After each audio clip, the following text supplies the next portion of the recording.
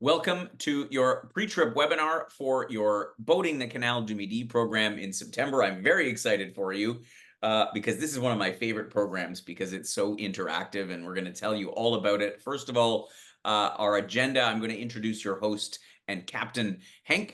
We're going to talk a little bit about what you need to prepare for your trip on the Canal du Midi, what's going to happen when you arrive into Toulouse, we'll have Henk give you a few tips about what's going to happen along the way on your canal boat, and then we'll do question and answers, and that will wrap us up. We should be able to wrap this up in less than 30 minutes. So first of all, your wheel and anchor host and amazing captain from the Netherlands, Henk, say a few words. Well, thank you, Gordon. My name is Henk. I'm, like Gordon says, Dutch, and I love boating. And one of my favorites is, of course, Canal du Midi. Currently, I don't know if you can see it, but this is also in France. This is the Saône, and we are boating right now on the Saône. Ah. And we'll be back in time in the south by the time your trip starts. Well, that's about it. I think I will get to know you in the You're week, and we were exactly. going to have a nice time. You're going to have a nice time. I tell you, we got rave reviews about Henk and his captaining from our last group that went just in, when was it, in May that you went with the last group? That May was, was in yeah, May. just in May. Yeah. So they all came back with rave reviews. And so this is a very unique program. And so we'll tell you a little bit about it. Um, let's first of all talk about what you need to know before the trip. Obviously, as with any travel overseas, make sure your passport is handy. But given that it's the EU, that's all. As long as you got your passport in hand, you are good to go. There's no other documents required. I always suggest, though, make a copy of your passport or at least a photo on your phone, as with any other critical documents that you might have, because in the event something should happen, then you at least have copies, spare copies available. Same thing applies to your e-tickets for the airline, but actually you don't need anything in print anymore. So once you've got all that in hand, it's time for packing. And just to give you some idea, the south of France, or this part of France, Languedoc-Roussillon, in September is generally quite warm. I don't know, Hank, what would you characterize the weather as at this time of the year? Well, for a Dutch guy, it's great weather. It's 25-ish, can be 25 degrees. Yep. Usually not much rain. So for me, it's great weather. So I Yeah, love it's being there perfect. in September. Yeah, so it's the September is really a beautiful time. It's, if you say 25, it's I mean, have something prepared for cool weather, but You never know. you Yeah. never know. It could be cooler. The very first time I did this Canal de Midi trip, which was, mind you, in the spring, and not in the fall. It was, no, it was in the fall actually, and this was before I had met Henk, and it was also later in October, but we froze. So, but that would be unusual. September, we are a couple of weeks earlier than that. The temperature should be quite nice, but in the evenings it can be cool. And if you're sitting up on deck and there's a bit of a breeze, then keep that in Can be mind. chilly. So Yeah. it's super casual. So you can pack light, and in fact, the most important thing about packing is to be as minimalist as you can, because there is a bit of limited room, both in terms of storage in the cabins on the canal boat, but also in terms of the transportation in the van. So it's a bit tight. So we would strongly suggest a soft sided duffel bag as opposed to hard suitcases. It's just way easier to stow in the van, in the thing. And so, yeah, leave the hard suitcases at home and just take some duffel bags would be the most ideal way you could pack. That way you can sort of stuff everything away, out of sight, out of mind. You're not tripping over it because there isn't a lot of excess storage on the boat. Is that fair to say, Hank? Yes, especially since Yeah, we're with 8 guests, there's limited exactly. space. Exactly. So space is a little bit at a premium. And so, um, and as far as the attire, it's casual. I mean, you don't need to dress up for anything, so you can leave No, all the fancy stuff at home. The one thing I will say is that you probably want to have a set of clothes that you are happy that they get dirty, because there is a little bit of this is a guest participation trip. So Henk will be steering the boat, but you may be steering the boat too, because obviously Henk will be happy to pass over uh, no the problem. the rudder. But the locking through procedures, and you're going to go through quite a lot of locks. I think there's like 35 or something. 35, 36 locks total. 36 locks on this stretch. So every single time, Henk needs a little bit of help, need to throw the ropes. The ropes invariably are going to land in the canal. The canal is not the cleanest water you've ever seen. No, Uh, so you're going to get maybe a little bit splashed on. You might want to bring a pair of garden gloves or something like that to handle the ropes because they're kind of dirty. So some grubbies. So, bring a set of grubbies that you can throw on to sort of participate in that activity. And again, not worry about getting stuff dirty. There's obviously no laundry on this boat, so you no, need to have yeah, you need to have enough for the week. And you're all going to be in close quarters. But again, you don't need a wardrobe full of stuff. Keep it minimal. You're going to, go out for dinner here and there, for breakfast, maybe go out for walks.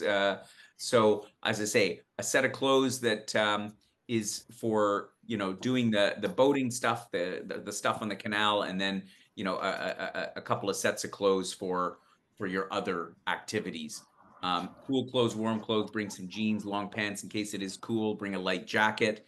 It won't get any cooler than that. For Canadians, if anything, it's apt to be warmer than you think it's going to be. Other things to keep in mind, obviously a voltage adapter. It's 230 volts, 220, 230 in Europe, the two-pronged adapter. So you need to bring one of those along for any of your devices. On board the ship, there is 220 volts, but it all runs off a battery inverter, which means the amount of current that's available is a bit limited. So charging up your phone, no problem, or a camera, like all that kind of stuff is relatively little draw. Please, however, leave your hair dryers at home or any other high wattage appliances, because those are just not going to work unless you happen to be moored at a spot where Henk can actually plug the boat in. But that's, I think, Henk, not the case in most of the spots you're stopping, right? no, it depends on where we stop. If we have the opportunity, we will plug in. But you never know. That's the beauty of this trip. Yeah, We it's don't a know lot of you what never. time. No, we have an average schedule, which we'll probably meet. But sometimes we're just in front of a lock, not going through because it's too late or too whatever, or the lock is blocked, or this is France. Welcome. Welcome to France. So you need to anticipate that. So please leave any appliances behind that use a lot of voltage, just because we just can't guarantee you're going to be able to use them. And it did happen to me on the first time we did the test run on this trip, and we ran the battery completely dead, and then it's a problem. That's a problem we don't want to have. Yep. And then you're stuck. Yeah, exactly. So, but again, regular appliances and all that stuff, the batteries get charged as you cruise along. So keep that in mind. Don't forget your sun protection. Again, you might think even if it's cooler, but you're going to end up sitting out on deck most of the day watching the countryside go by. So make sure you got a hat, sun Yep. protection, particularly if you're like me and Henk, we tend to get fried on the bean. So that's kind of important. And let's see what else here. I suggest also, my little tip is Ziploc bags, to put your phone, your wallet, anything. I mean, God forbid nothing usually falls in, but something slips out of your hand. So I leave all that stuff in Ziploc bags, or if it rains, that way you've got protection against anything critical getting wet. I find them very handy. You might want to bring a small collapsible umbrella. You don't get a lot of rain at this time of the year, and I think that, No. Hank, you normally can work the schedule so that if you happen to get a spot of rain, you just sort of stay on the boat for a bit and stay inside and sort of keep dry. Yeah. So, We also have a bimini like here on this boat. right. So while cruising, we can sit underneath it, but there are some bridges which are too low, and then we have to get it down. You have to lower the whole thing down. Yeah. Yes. Yeah. You don't want to be one of those YouTube videos. Nope. Exactly. Yeah, perfect. Is there anything else that people should think about bringing along with them for this trip, Hank? No, the sun protection, because before you know you're in the sun, Yeah. and the sun is pretty. Yeah, I'm not used to in the Netherlands. Now I'm getting used to it here in France, but if it's burning, it's burning. Yeah, it's stronger than you think. So Yeah. that it's an important thing to keep in mind. But I think that covers pretty much all of the things. So we're just going to carry on. Cash, obviously, credit cards are taken everywhere. So you don't really need to take a ton of cash. Where would they need cash for at all, Hank? Is there any place that they need cash for? Probably not. I mean, you No. might want to bring 50 euros or something like that, but you don't, or 100 euros, but you don't really need a ton of cash. You can No, use you your can credit. everywhere use a credit card in all villages, in all. Plus, Yeah. there are ATMs if needed, so that's Exactly. yeah, ATMs are we can find them anywhere. So it's quite easy to get money out. We yeah. suggest the Wise card. The Wise card is a prepaid credit card that you can load up with Canadian dollars and then use it as you would use a card at home. You can also withdraw money from the ATM, which is there's no charge, at least on the card side, for the first $300 that you take out. So Wise is we find it's an ideal traveler's card. Um, just talking about gratuities. So we cover pretty much everything for all of the services that are during the stay, during the time that you're with Henk.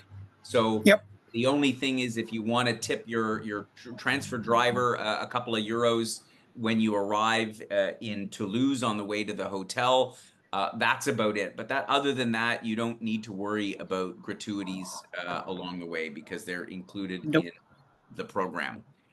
Let's talk about communication for a second. Now, you're going to be together with, I realize there's a spelling mistake on here. Oh, that's embarrassing. You're going to be with Henk for, the entire duration of this trip. So you're going to be, all together most of the time. Nevertheless, we strongly recommend, we actually request that you download Telegram. It is an app that works very much the same as WhatsApp. You're probably familiar with that, or iMessage or Messenger or all of these messaging apps that exist. This is the one we use at Wheel and Anchor because most people don't have it, so it's a little bit special and different, and you can delete it off your phone after you're done the trip. Please do follow the instructions, download the app, set it up before you leave, send a note out to Hank saying, hey, because this way, particularly for your arrival, the first day when you come into Toulouse and Hank is want to connect up with you, if there's any delays or things that he should know about, you can reach him the easiest using Telegram. So instructions are in there. How to use your phone.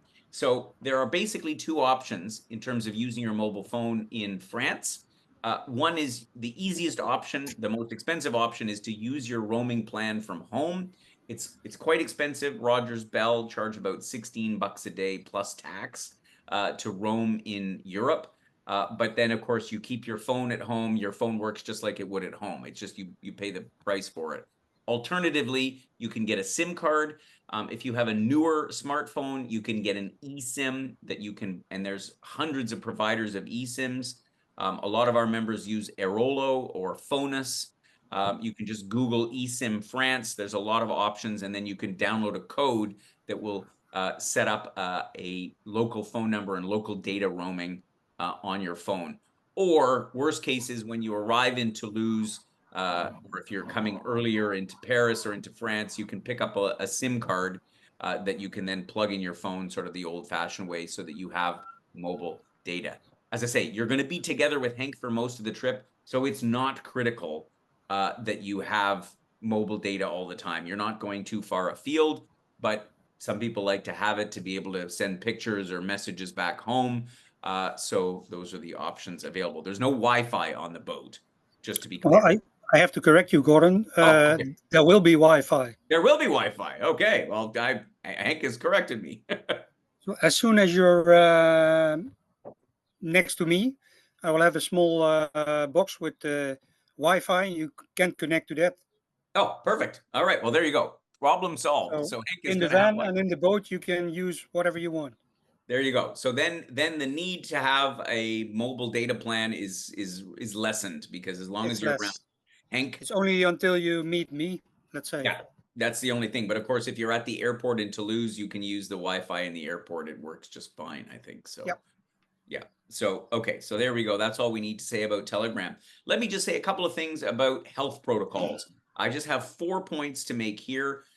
First of all, we are a non-smoking group. So which is not to say that you can't smoke at all. If you are a smoker, we just ask that you go away from somebody else, not on the boat, because the majority of our members are non-smokers. So just keep that in mind. The second point I want to make is about uh, alcohol consumption. We provide beverages on the boat. Just don't go overboard. You are on a boat, or you might go overboard. So that, pardon the pun. Yeah, just be a little bit mindful. We obviously want you to have a good time, but we also want to avoid any accidents or uncomfortable situations. And so our other members from previous trips have asked that we mention about because some people like to partake maybe a little more than is appropriate. Uh, the third point, if you feel ill, and this is really important because you are on a small boat, you're in close quarters. If you feel a cold coming on, if you develop a cough or a sneezing, please, please, please wear a mask. You're going to be in this boat in tight quarters. So whatever you get, somebody else might quickly get. So it would be much appreciated to bring a couple of masks just in case, and out of respect for your fellow members, just wear those on board. And finally, if you have any kind of an injury along the way, and again, this has come up because we've had situations where people have, they've tripped and fallen and they thought it was nothing and they get home and they've fractured something. So if you have any kind of an injury, please mention it to Henk. And in the worst, and well, in any case, for the avoidance of doubt, we'll arrange for you to get to a doctor if necessary. We just want to be extra careful for your own benefit, that you are looked after if you, for some reason. But nothing's going to happen. It's going to be fine. But again, just please mention to Henk if you do injure yourself in some way so that we can make sure that you are appropriately attended to. So getting ready for your trip the day before, keep an eye on your phone, your emails, because the airline will send you a message if there's a delay, and they are still happening. You guys are going at a time where the apparently Air Canada is going on strike again next month, I understand. So Okay. anyway, yeah. But yeah, hopefully that's not going to affect us.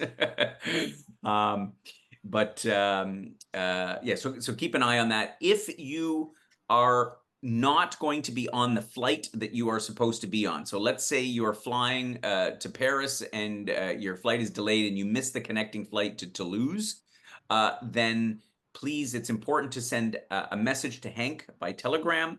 And also, you have on your transfer voucher the name of the company Welcome Pickups, who is going to collect you at the airport and bring you to the hotel in Toulouse. About within 24 hours of departure, you're going to get an email with the name of the driver and the driver's mobile phone number. So it's really, really important that you reach out to them if you're not going to be on the flight, or if there is some undue delay. Oops.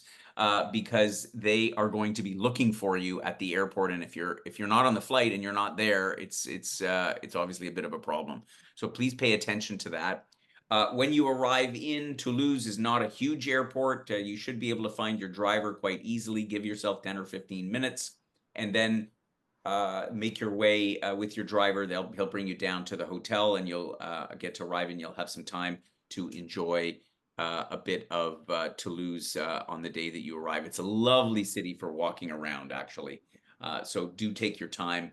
It's one of those very pleasantly surprising spots in France. Then the next day, Hank, you are going to come and get everybody, I guess, right? Yeah, I'll be in the same hotel, I think already the first night. Ah, okay, perfect. We will probably meet same day when you arrive. There you go. Um, then on the morning when we leave to Carcassonne, we will have a stop somewhere in between, so you can get to know a little bit about the history of Canal du Midi. And Perfect. then we will go to Carcassonne, which is one of the highlights of the trip. Exactly. Yep. And you'll head to Carcassonne, so that first day, and basically get load onto the ship and get your cabin sort of allocated and get things packed Yes. away and all set. And you'll get an orientation and a bit of a sort of a safety briefing on how Yep. things are going to go. Is that right, Hank? Yes, I'll take care of most of that, but I will explain to you also. And then the first day you will have some free time to enjoy Carcassonne and visit the Cité, which is very famous. It's the second most visited place in France after Paris. I didn't know either, but apparently it is. Oh, wow.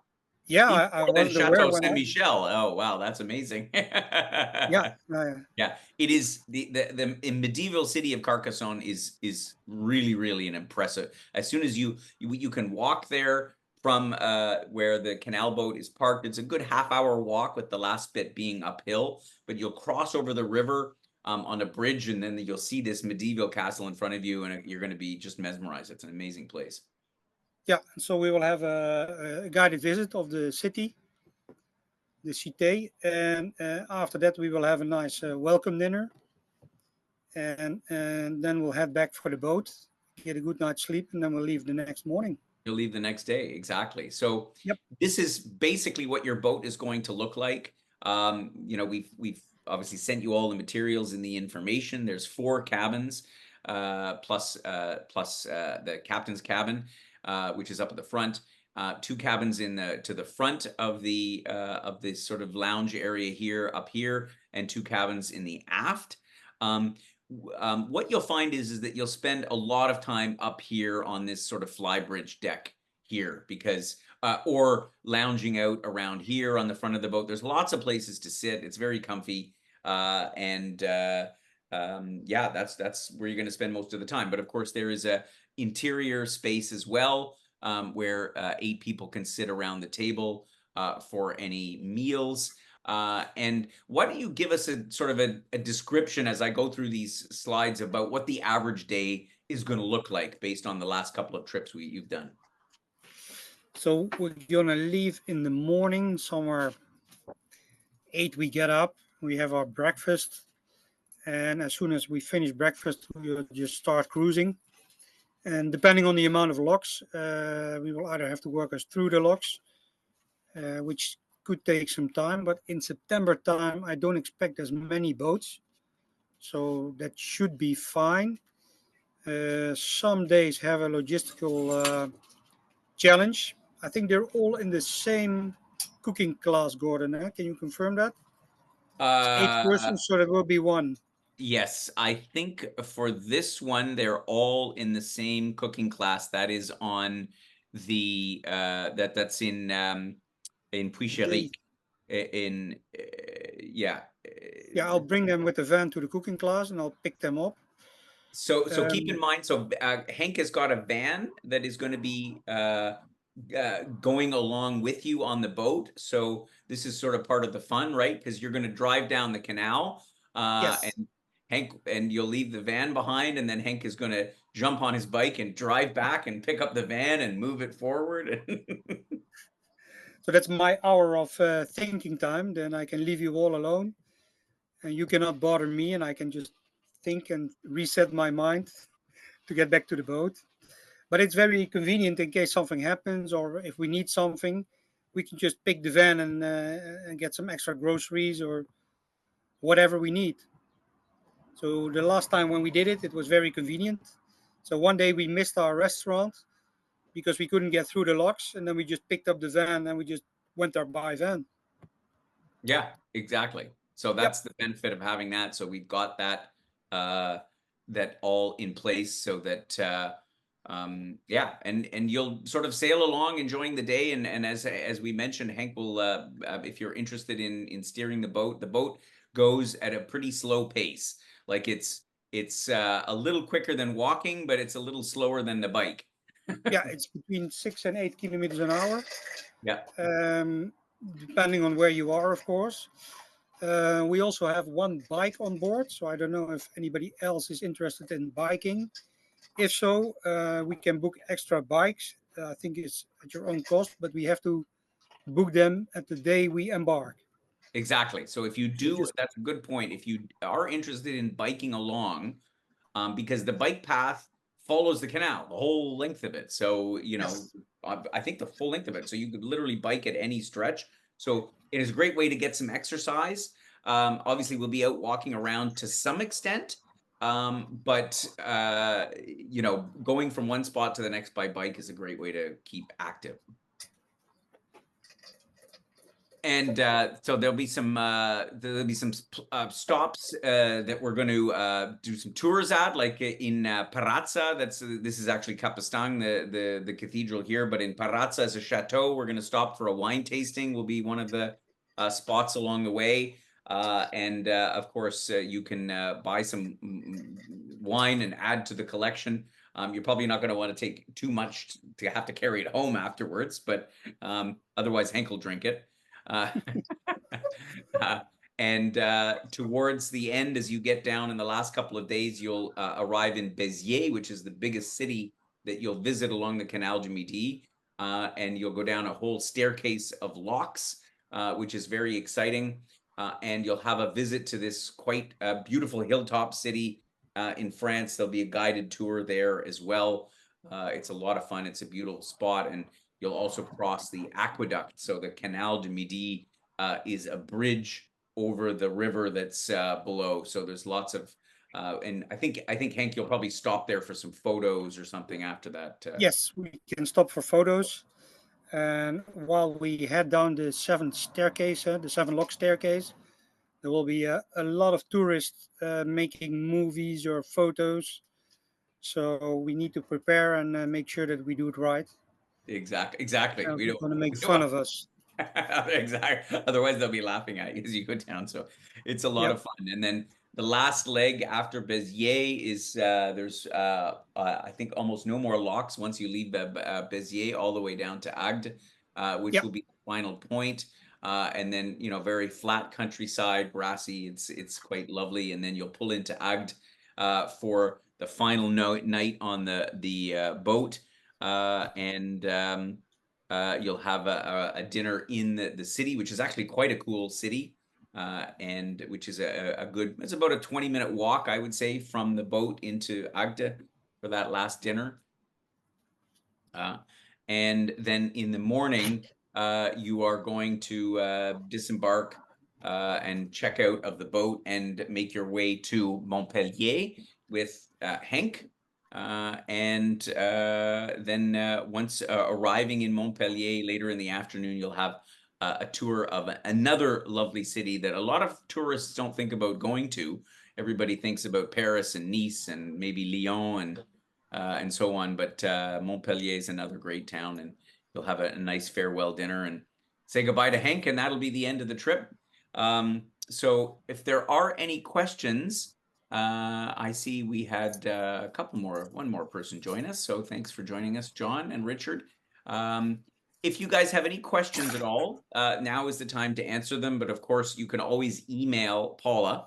And if there's something that you think about between now and the trip, uh, and as I mentioned, once you set up Telegram, you are also welcome to send Henk a message and um, yeah, let him know what questions you have, anything you need to know. He will be more than happy to answer, right?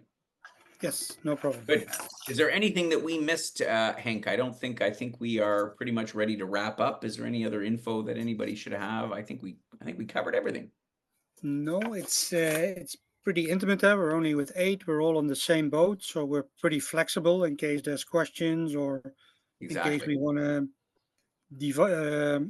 do something else which is not on a program. But if possible, then we can always Yeah. find a way to do it. This is a great way to travel through southern France. You're really going to enjoy it because, again, it's an intimate group. You have the flexibility, sort of, to do stuff to go at your own pace, and that's what makes it quite exciting. And you're with a very experienced person in Henk who has sailed all of the canals, and maybe he'll talk you into doing another one with us because we're talking about doing some other stuff. So, if you have a good time, which I'm sure you will. So, on that note, I will say thanks for joining us on the pre-trip webinar. Have a fantastic time, bon voyage, as they say in France.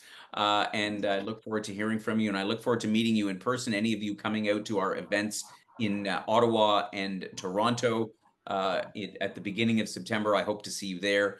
And otherwise, we'll see you around on another trip. And yeah, again, thanks for joining us. And Henk, thanks for your time today. You're welcome. Well, see you in September. If any questions, don't hesitate to contact me. Okay, great. Thanks. Have a nice day, everybody. Bye-bye. Bye.